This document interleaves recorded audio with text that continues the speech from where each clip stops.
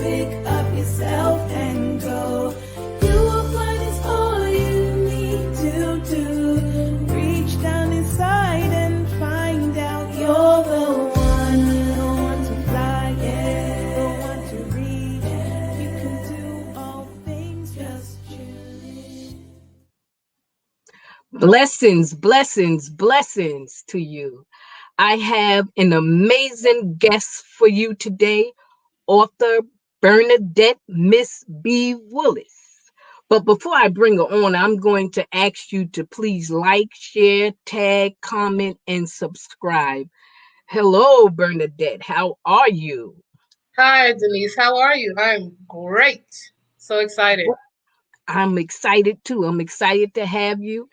And tell us a little bit about Bernadette. What do you do? Well, my name, I was born, of course, my government's Bernadette Willis, but I call myself Miss B. And Miss B was a nickname that the children had gave to me that I worked with down at Tryon when I was an aide down at Tryon Center. So I have over 10 years of experience in substance abuse counseling. I've been doing that for many years. I come from a perspective of family addiction. So I've worked in many addiction and recovery centers in upstate New York. At one time, I was the supervisor at Green Correctional Facility. So my specialization is in addiction and alcoholism. And my specialization is in family addiction, because that is my personal experience having addiction in the family. So I take the professional, the education, and the personal experience, and I use that to help people by giving them advice and someone to talk to about the challenges regarding family addiction. Right, right. That's wonderful. That's wonderful. Tell my audience and myself about Deborah's daughter. Deborah's Daughter. Deborah's Daughter is a book that I published, self-published in 2018 through Sims Books Publishing, and it's a coming-of-age book. I grew up in Roosevelt, Long Island. Shout out to the Rough Riders.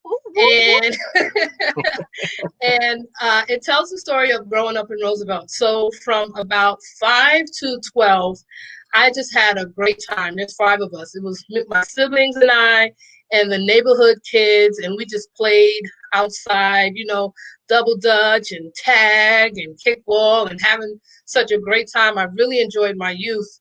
However, that took a major turn when I turned 12. And the major turn that happened was my mother was addicted to crack cocaine. So as a result of that, our family structure was separated. And I learned a lot from that experience. And so I take from that experience the things that I've learned, and I try to help people. At the time, well, not at that time, I was very bitter, very angry, resentful, and I was that way because I didn't understand. Now, I didn't know that I was bitter and angry and resentful because, I'm a Christian and I have my Christian hat on and I'm being a good Christian woman. And I'm thinking, sometimes the blinders are on.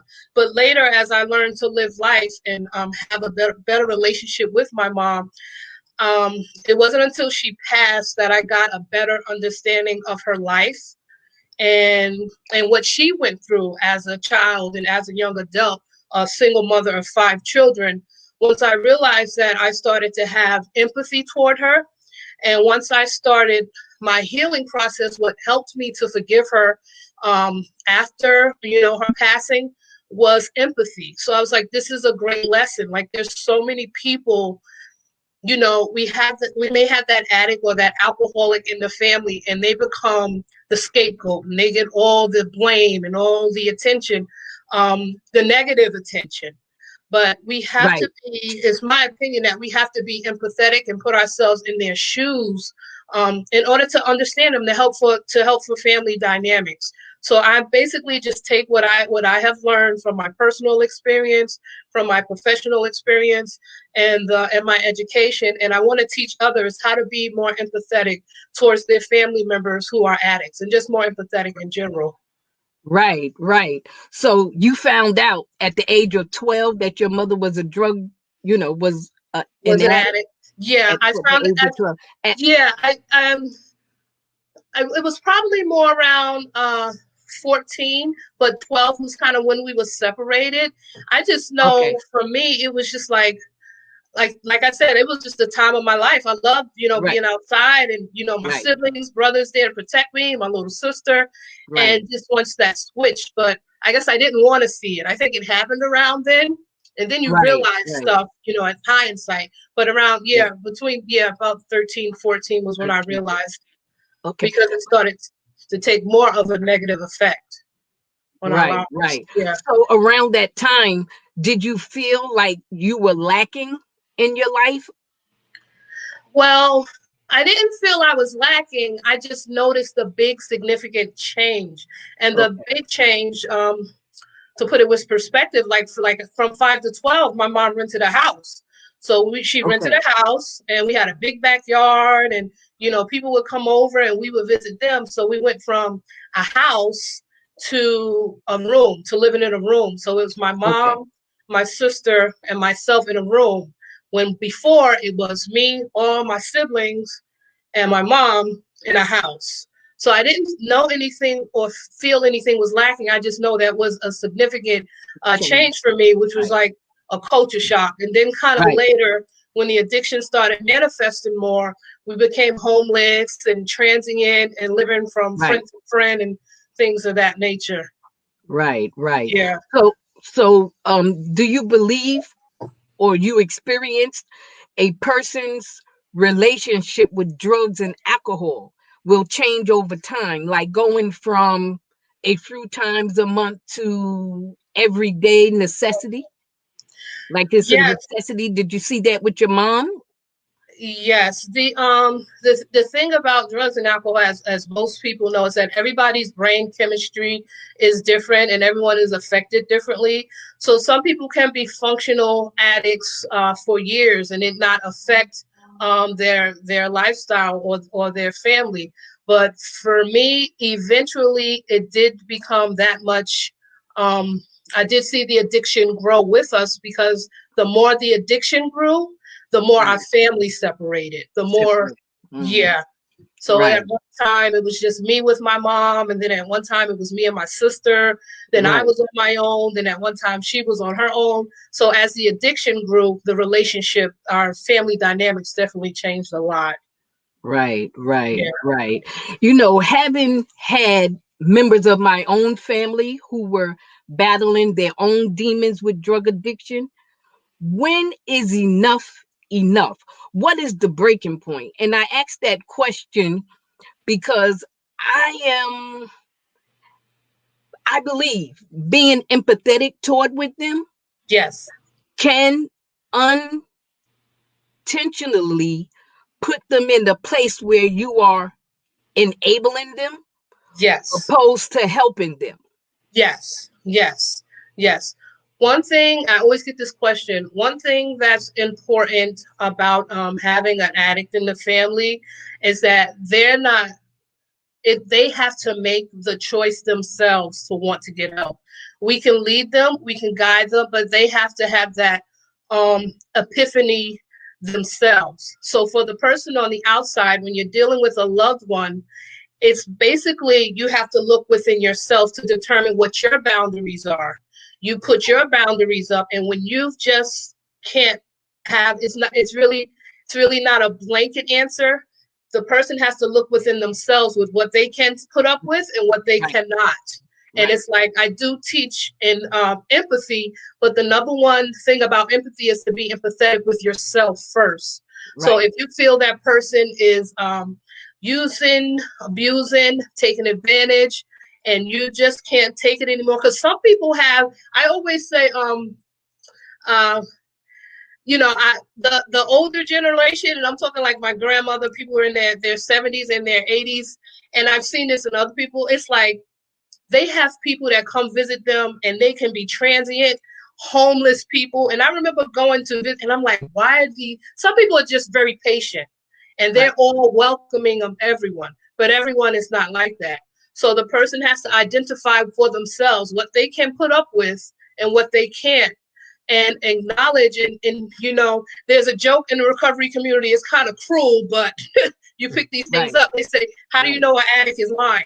They say, well, they open their mouth. So it's like you have to be careful. You listen to your intuition, and you have to decide for yourself what you're willing to put up with and what you're not. And you have to keep those boundaries clear. For some people, they have to totally disconnect for their own mental and spiritual well-being, and that's okay, because the person has to do what's best for them. But it really takes having that inventory within yourself, putting up those boundaries. Right. And that is so true. Even like with myself, I never did drugs or alcohol, but there's other things that I was addicted to. The pattern and activity that surround drug users Yes, can be yes, difficult to give up.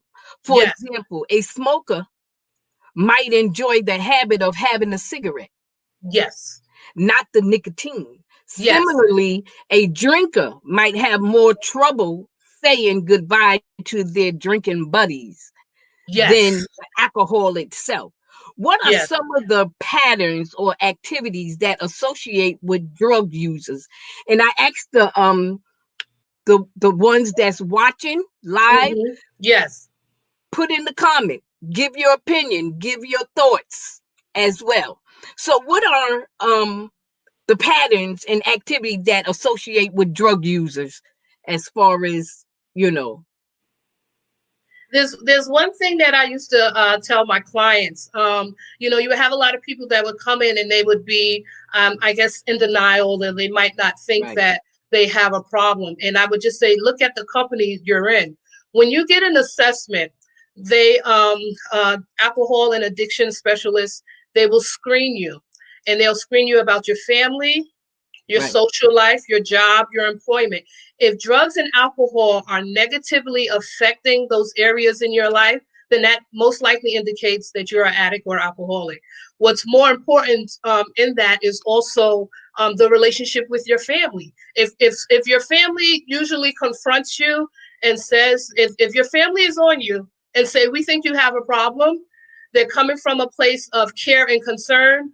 It might be good at that point to get an assessment to find out for yourself. But Right. because we all have our vices. Because you have some people, they smoke cigarettes, and they, maybe they'll go to the doctor and they say, well, I have emphysema, I'm going to give this up.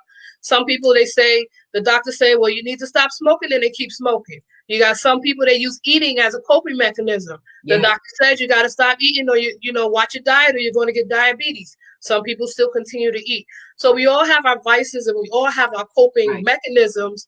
However, for the addict or the alcoholic, they're dealing with the stress is through a substance.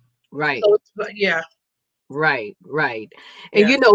some people are able, and you touched on it a little bit, some people are able to function adequately and complete their responsibilities, such as work or school, despite having an addiction. How do they function? How do they function? The body does an amazing job of trying to heal itself and keep itself together. Right. So it does an amazing job with doing that. So just for some people, over time, they've developed the coping mechanisms, and they're very in the resiliency. The addicts are very resilient. Right. Just the resiliency, just over time, they've just created a world around them that allows them to kind of live in the dysfunction. But that's the trick. That's the trick of addiction.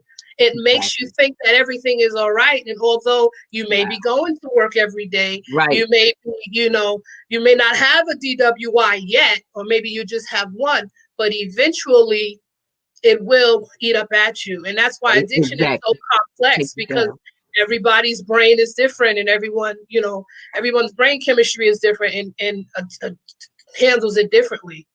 Right.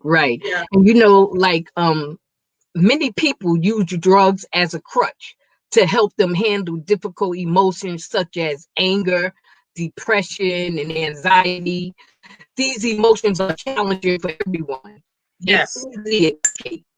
What choices does a person have other than drug use? Okay. Confronted with the painful emotions. That is such a good question. There is someone I used to work with, and they have close to 30 years clean, and she was my Wow. coworker. And I remember being in the office and said, "What are all these cows up here?" She collects cows, pictures of cows, and um, cow figurines, and it's basically you replace it. You replace the drug with something else, and the more Right. healthy things you replace it with, the more easier it'll be. Some people gravitate to the spirituality. Some people gravitate to exercise. It's basically you have to replace it with something else that you love to do. And it may not be just one thing. It may be 2 or 3 things, but you have to basically create a healthy addiction to something else. And then that's how they treat heroin addiction with another substance. Because yeah, it looks like we have a question. You see that, Nisi? How can you be a help to these who are in denial? Veronica Altman. Hi, Veronica. For those who are in denial, the best thing you can do is just be there for them. The best you can do is be there for them. For some people, they have to hit rock bottom. For some people that they don't. I kind of equate it to domestic violence. Say if I had a friend who may have been experienced domestic violence, what they tend to do is try to separate the person. I always want to be there for that friend. So eventually they may get it, but you have to be there for them. It's not your job to take them out of denial. Sometimes as good people, and a lot of times as Christian people, we want to do God's work, but God may be through them on their own, for their localization on their own. Especially me as an older sister, and my sister wouldn't mind me saying that she is a recovering alcoholic. Our relationship was very clashy. Okay. And I was always on her about getting help, always on her. And once I gave her that privacy regarding her recovery, our relationship got better and her recovery process got better for her. If that person is in denial, whatever you practice, whether it's spirituality, you pray for them, you be there for them, you put up their boundaries, but it's not our job to take them out of their denial. It's their job to see the pain within themselves, and for them to say, now that first step, I'm powerless. And once they can admit that powerlessness, that's when they may accept help. Right. So it's not our job to get them out. We can kind of bend them, but it's just my opinion from my experience. As long as you can, just be there for them, because it's not our job to take them out of denial. They have to pull it out for themselves. When they figure it out for themselves, the more likely they are to stay clean. Right. Wow. Yes. Some people say that addiction is a disease and others believe it's a choice. What do you think and why? And those that's watching live, you can answer the question as well. Addiction is a disease. It is a family disease. It is an inherited disease. This has been proven over and over again. The part about the choice is that a lot of people don't understand because of the manipulative or some of the behaviors of the addict. It looks like it's a choice. And for sometimes it is, but it is straight a disease, just like diabetes is a disease, just like HIV is a disease. And so it has to be treated medically like a disease, and also spiritually. That's what the 12 steps are. That's why 12 steps work so much, because it's spiritual. And it is a disease. There's studies for years that backs this up. Your brain chemistry changes, and it goes from generation to generation. And that's why that was the challenge with the Native Americans, because Native Americans, something in their genes when they take alcohol, it flips their brain. It flips their Mm. brain. So it is, and that's why, you know, some Native Americans, they have struggles with alcoholism. It is by far a disease. You just have to be creative in how you treat it. Right, right. Okay. That's good. That's good. How do you believe counseling, support groups, or other treatment could help a person who struggles with addiction? How does the treatment, help them? The treatment helps them in so many ways. Like I mentioned before, when a person gets assessed, and we go through everything, it makes me think of Father Peter Young. Father Peter Young is a priest who recently passed away. He is the founder of the Father Young Housing Industries and Treatment. He does housing. He creates jobs, and he creates treatment programs, and it's called the three-legged stool. He's also responsible for the ASAP program in the New York State Department of Corrections. All those areas have to be addressed: the legal, the family, the spiritual, the social. That's how treatment works. So a lot of people believe, say you have a family member and, they've come to the epiphany that they want help, and they go to treatment and they do 6 or 9 months, and then they come back out and they relapse again. And the family is like, well, what happened? You went to treatment. Most people don't get it right the first The time, first time. because all those things have to be addressed: Right, family, psychological, mental health, all that. And it takes a few go rounds. It takes a few treatments for some, not for all, for them to finally get to the root of what of led to choosing the exactly. substance in the first place. And a lot of that stems from childhood Yes, traumas. yes, Yeah. yes. Do you think that you should inform other family members that there is a problem within the family? If so, why? So if you know that somebody else in your family has, you know, on drugs or whatever, do you think that you should tell other family members, or you think it's personal, or how would you handle that? Okay. All right. So I'm working with someone right now, and this is how I'm helping them. I advise the person is to, again, be there for the person. You don't want to create an environment like everyone's seen intervention. You don't Right, want to create an environment of an intervention or something that comes across harsh right, to a person who may not be ready. So it depends on the family. If you come from a strong family, and there's maybe three or four of you, and you guys are very knit and very close, and you are very concerned, and you're like, we love you and we don't want this to happen anymore. You need to go to treatment or we're done. Then you have to mean it. You have to mean it, but you have to, it has to be done very carefully. right, And that's something that I do.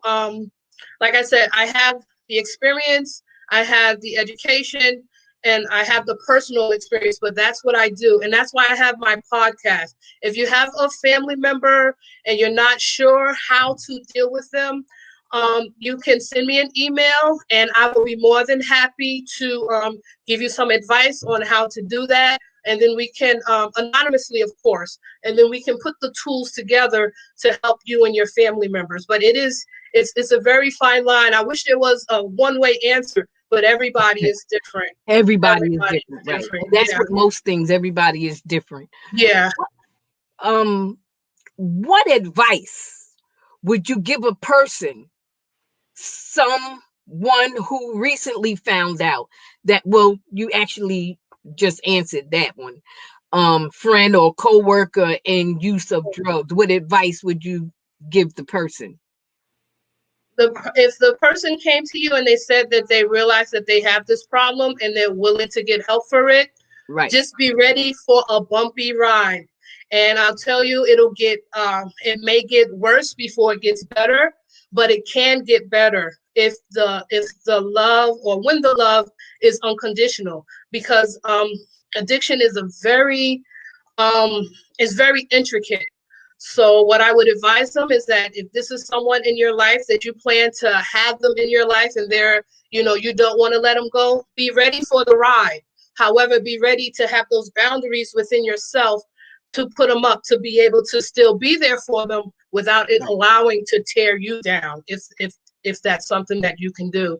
But it can be done. There are a lot of people who are in relationships with addicts, and some, it can be done. And that's what Al-Anon is for. Al-Anon is a support group for people who have family members with addiction. So if you just Google Al-Anon, ALA-NON, there are a lot of services available, information that is available. Also, the New York State Office of Alcohol and Substance Abuse Services, their website has a plethora of information for family members. So help is available. You don't have to watch your family suffer alone. You don't have to suffer with the addict as they suffer. Again, it's putting up that boundary. Putting up the boundary. Yes. Wow. This is good stuff. This is good stuff. I know that the ones that's watching live and the ones that's going to watch the replay, I know that it was very, very informative to them. And Bernadette, I want to thank you for sharing and appearing on the Denise Newsom Show. I would like to thank my audience for tuning in live, and the ones that's going to be watching the replay. Thank you so much. And I ask you to please join us next week. I have a great lineup of singers for you. The Denise Newsom Show first Christmas concert. I am so excited. There will be a flyer coming out real soon. Thank you again. Thank you, everybody. And I ask you to stay safe and have a blessed night. Thank you. Thank you, Nisi. Good night, everybody. God bless. God bless.